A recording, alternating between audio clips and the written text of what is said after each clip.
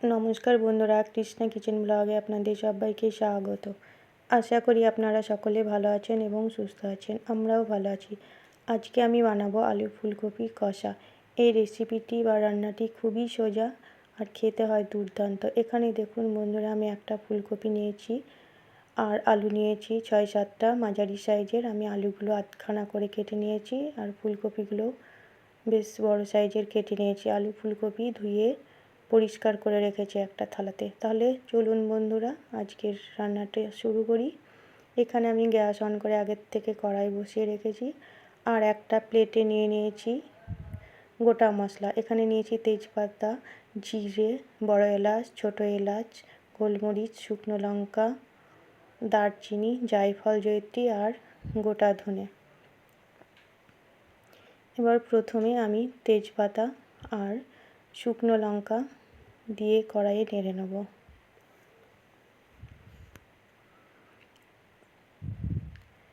এবার অল্প নাড়াচাড়া করে নেব প্রথমে শুকনো লঙ্কা তেজপাতা।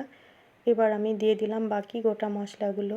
এখানে আমি মশলা একটু বেশি করে নিয়েছি, কারণ বেশি করে রাখবো। দেখুন, সামান্য নাড়াচাড়া করে আমি গোটা মশলাগুলো আমি ঢেলে নিলাম অন্য পাত্রে। আবারও আমি কড়াই বসিয়ে দিলাম। কড়াইয়ে দিয়ে দিলাম পরিমাণ মতো সরিষার তেল। তেল গরম হয়ে গেছে, দিয়ে দিলাম মাঝারি সাইজের একটা পেঁয়াজ। আমি বেরেস্তা বানিয়ে নেব।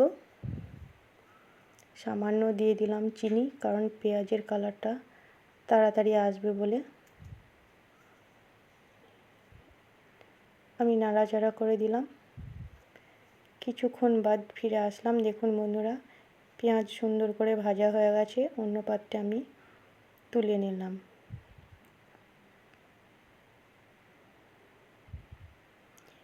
এবার ওই তেলের মধ্যেই আমি দিয়ে দিচ্ছি কেটে রাখা আলুগুলো।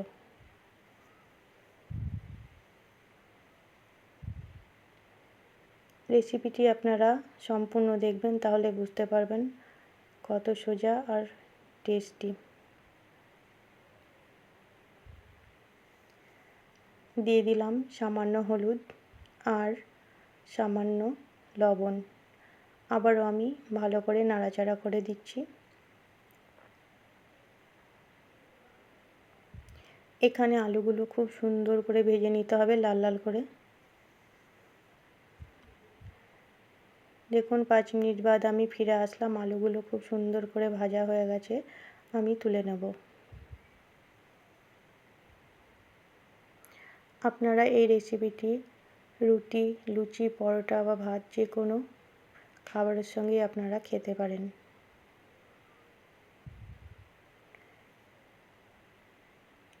এবার আমি দিয়ে দিলাম কেটে রাখা ফুলকপিগুলো। ফুলকপিগুলো নাড়াচাড়া করে দিচ্ছি। ফুলকপিগুলো খুব সুন্দর করে ভেজে নিতে হবে।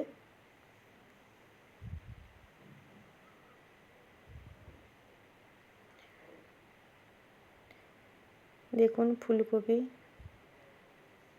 খুব সুন্দর করে আমি ভেজে নিচ্ছি বন্ধুরা।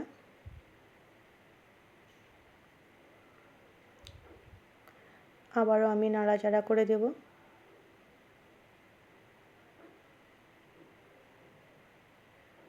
আপনারা তো অনেকেই খেয়েছেন আলু ফুলকপির রেসিপি বা সবজি।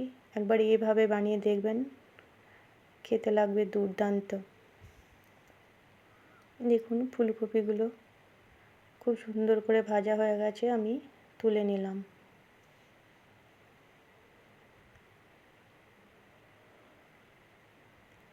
আবারও আমি সামান্য সরিষার তেল দেব। তেল অল্প গরম হলে দিয়ে দিলাম হাফ চামচ গোটা জিরে, একটা শুকনো লঙ্কা আর একটা তেজপাতা ফোড়ন। এবার আমি নাড়াচাড়া করে দিলাম।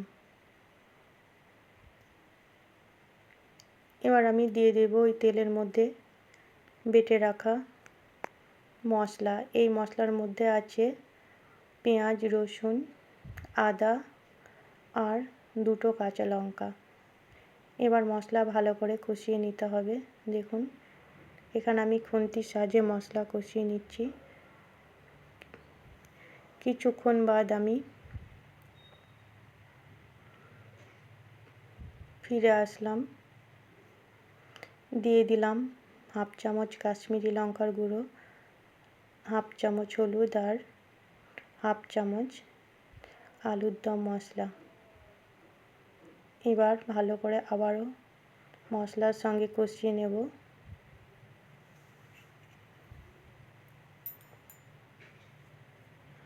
দিয়ে দিলাম বেটে রাখা টমেটো। এখানে আমি একটা টমেটো বেটে রেখেছিলাম আগে থেকে।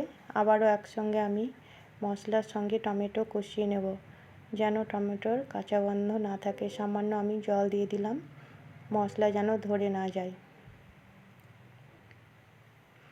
আবারও আমি নাড়াচাড়া করে নিলাম।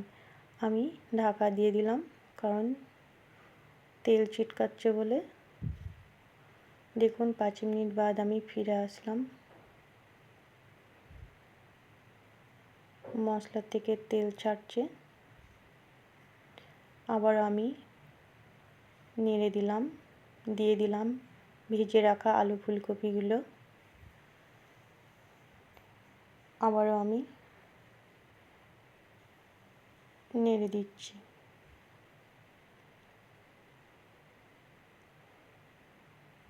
সামান্য জল দিয়ে দিলাম, ওই থালাতে তেল ছিল তাই।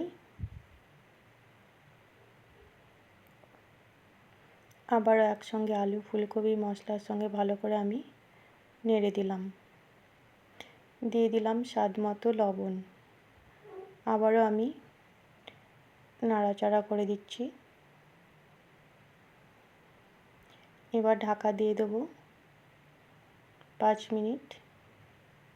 দেখুন 5 মিনিট বাদ আমি ফিরে আসলাম। কত সুন্দর তেল ছেড়ে গেছে মশলা থেকে। তাহলেই বুঝে নিতে হবে খুব সুন্দরভাবে কষানো হয়ে গেছে। এবার আমি জল দিয়ে দিচ্ছি পরিমাণ মতো। এখানে আমি গরম জল দিচ্ছি।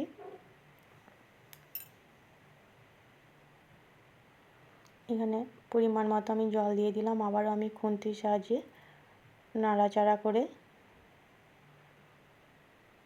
দিচ্ছি।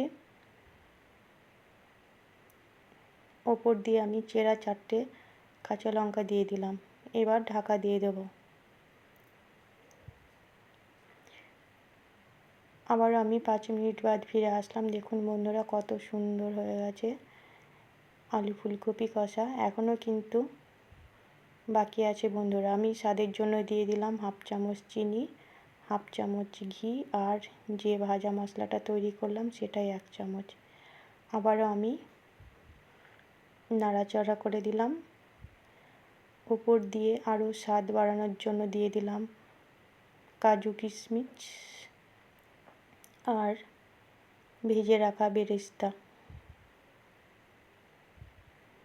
তাহলে বন্ধুরা দেখুন কত সহজে তৈরি হয়ে গেল আলু ফুলকপি কষা। আবারও আমি নাড়াচাড়া করে দেব। তাহলে আমার চ্যানেলে নতুন বন্ধু হয়ে থাকলে চ্যানেলটিকে সাবস্ক্রাইব করবেন। আমি নামিয়ে দিলাম। আর রেসিপিটি ভালো লাগলে লাইক শেয়ার কমেন্ট করবেন। ফ্রেন্ডস ও ফ্যামিলির মধ্যে প্রচুর শেয়ার করবেন। আমি অন্য পাত্রে সার্ভ করে নিচ্ছি। আর আপনারা অবশ্যই একবার বানিয়ে দেখবেন, দিয়ে কমেন্ট করে জানাবেন কেমন হয়েছে। তাহলে সম্পূর্ণ রেসিপিটি দেখার জন্য আপনাদের অসংখ্য ধন্যবাদ।